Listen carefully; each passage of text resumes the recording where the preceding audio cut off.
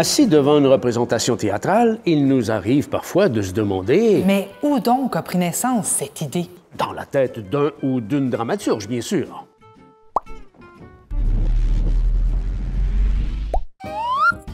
Imaginons le cerveau d'un auteur ou d'une autrice, selon la saveur du jour. Une image, un fait, une action passe par l'œil et frappe son cerveau.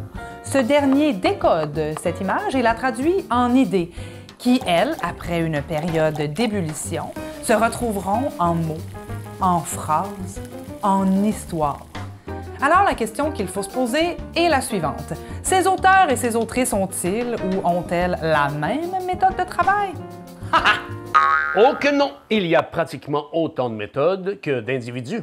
Il y a les défenseurs de l'écriture au crayon de plomb, les frénétiques et leurs fidèles Underwood, les inconditionnels de l'ordinateur. Il y a même des gens qui procrastinent.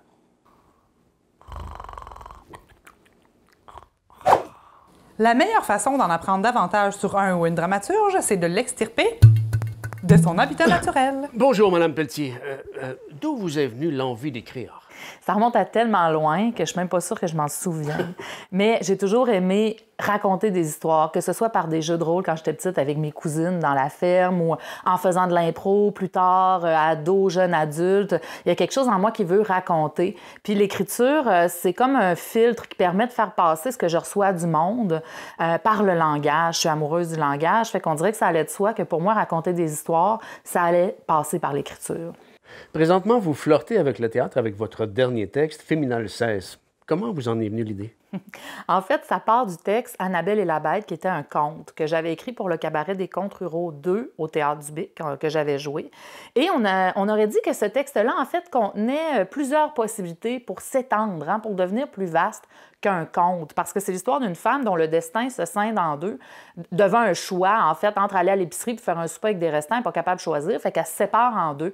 Et là, je me suis dit, ça serait le fun d'explorer pour tous les personnages secondaires cette idée-là de réalité parallèle, de est-ce qu'on a juste un destin ou on est en train d'en vivre 1000 en même temps. Et c'est ça qui a donné, en fait, naissance à Féminal 16. Comment définiriez-vous votre écriture? Bien, on dit souvent de mon écriture qu'elle est sensuelle parce qu'elle est vraiment appuie son inspiration dans les 5 sens. Je pense à tout ça, moi. Quand je veux que les gens ressentent vraiment ce que j'écris, je travaille là-dessus, les 5 sens. Mais évidemment, on dit souvent de mon écriture qu'elle est très ancrée dans son territoire, hein, parce qu'il y a l'amour des lieux puis des gens qui m'entourent qui transparaît toujours dans mon travail. Maintenant, la question. Avez-vous un rituel d'écriture? Moi, je dirais que c'est l'abandon au chaos, mon rituel. Parce que je vis dans le chaos, j'ai décidé de l'accepter. Mon bureau est un bordel.